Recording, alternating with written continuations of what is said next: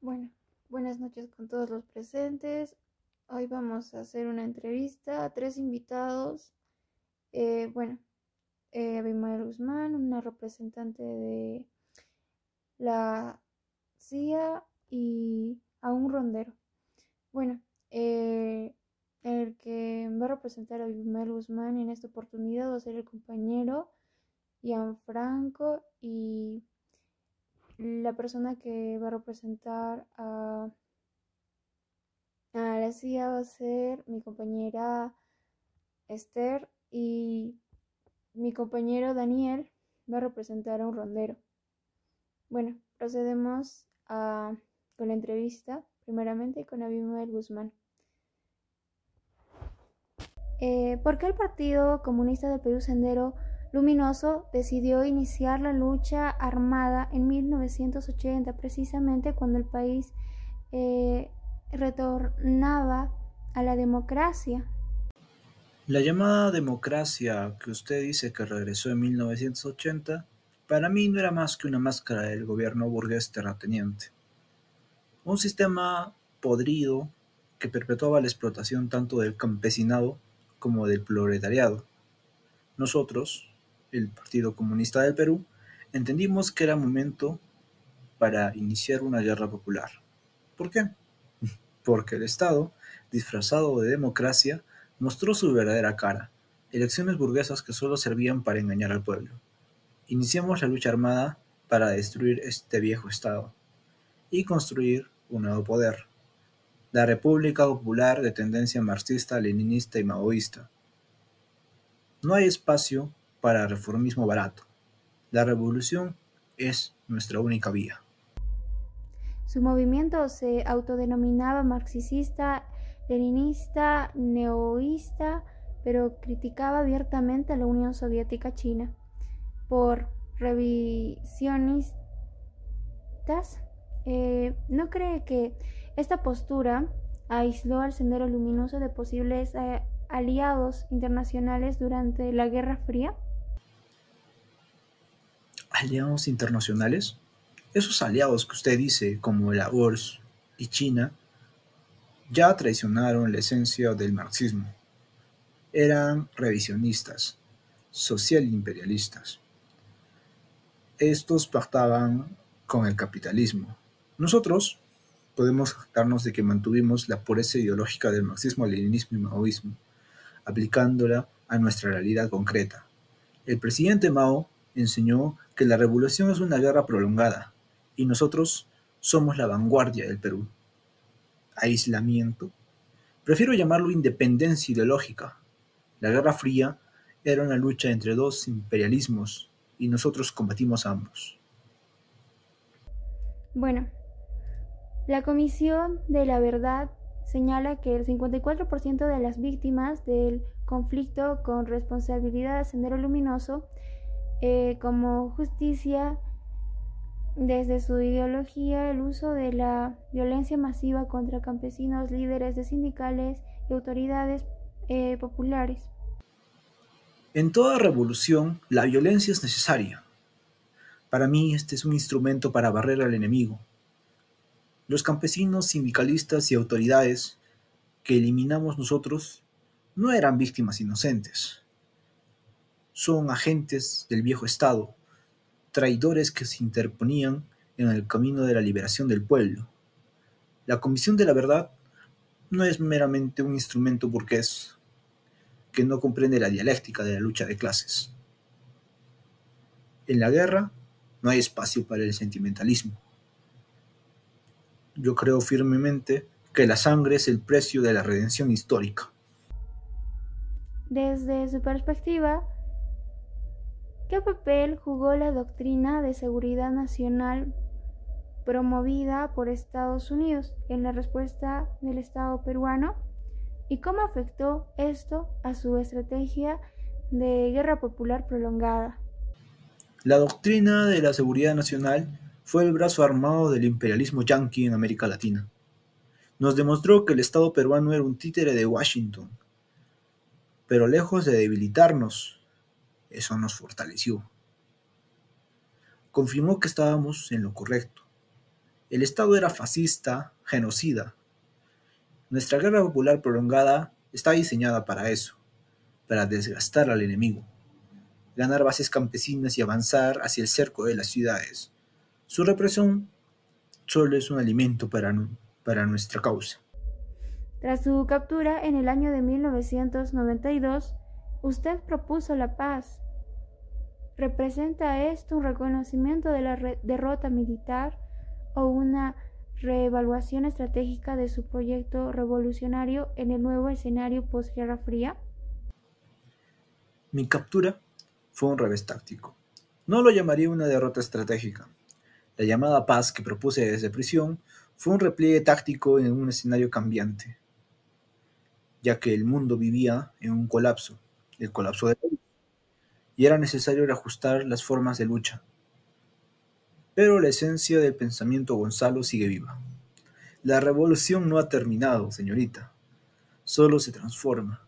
El comunismo es una ciencia y como tal se adapta, evoluciona en condiciones concretas. La guerra popular continuará, con o sin mi presencia física. Muchas gracias. Bueno, agradecemos sus respuestas. Bueno, ahora pasaremos con el representante de la CIA. Mi estimado, mi estimada, desde la perspectiva de los servicios de inteligencia peruanos, ¿cómo se evaluaba inicialmente la amenaza de Sendero Luminoso? ¿Se les consideró desde el principio una amenaza existencial o fueron subestimados por su origen rural y su retórica aparentemente dogmática? Al comienzo hubo un gran error en evaluar Sendero Luminoso. Los servicios de inteligencia pensaron que no eran peligrosos. Solo un grupo pequeño de provincia con ideas un poco distintas. Se les trató como un simple problema policial, sin entender que podían convertirse en una gran amenaza. No se entendió su poder para aprovechar el descontento de la gente en las zonas rurales. Recién con la masacre de Lucanamarca en 1983 se comprendió lo fanáticos y peligrosos que eran. Fue una lección dura. Nunca hay que subestimar al enemigo por su apariencia o su... La Guerra Fría influenció la lucha contra insurgente. ¿Hasta qué punto la asistencia y el enfrentamiento proporcionados por agencias como la CIA consideraron los métodos de inteligencia peruanos, especialmente en lo referente al respecto de los derechos humanos? Durante la Guerra Fría, la CIA nos entrenó y apoyó, pero su enseñanza se basaba en la idea de que el fin justificaba los medios. Eso hizo que muchos militares usaran métodos poco éticos, aunque ese apoyo ayudó en lo técnico, también generó conflictos morales. Con el tiempo se entendió que la inteligencia sin respeto a la ley terminó dañando el propio Estado. La captura de Abimael Guzmán en 1992 fue una muestra de que se puede ganar usando solo inteligencia sin tortura ni abusos.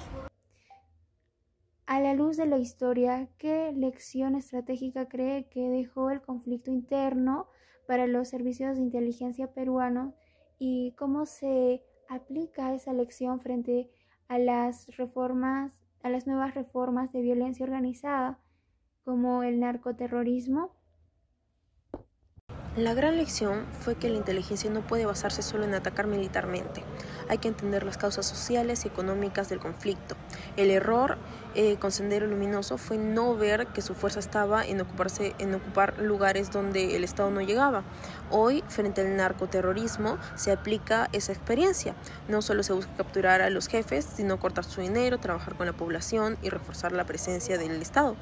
La verdadera victoria se logra fortaleciendo el Estado de Derecho, no con más muertes. Bueno, continuando con la presentación, ¿cómo impactó la reforma agraria de Velasco Alvarado en su comunidad antes de que llegara la violencia? El impacto que generó la reforma agraria de Velasco Alvarado fue que, en cierto modo, la reforma nos dio un papel, pero no nos dio el apoyo. Nos habían prometido tierras, pero el Estado no nos dio ni crédito ni tecnología. El abandono siguió Y eso hizo que años después la pobreza fuera el primer aliado de Sendero Luminoso, ya que el Estado nunca llegó a cumplir. ¿Cómo percibió usted el cambio de gobierno desde los militares a la democracia de Belaúnde en 1980 en el contexto rural? Bueno, el cambio no se sintió aquí. Para nosotros, la democracia solo fue un cambio de caras en Lima. Nosotros seguimos sin carreteras, sin hospitales y sin justicia. El vacío que dejó el Estado fue lo que vino a llenar Sendero, primero con amenazas y, bueno, como sabemos, luego con sangre.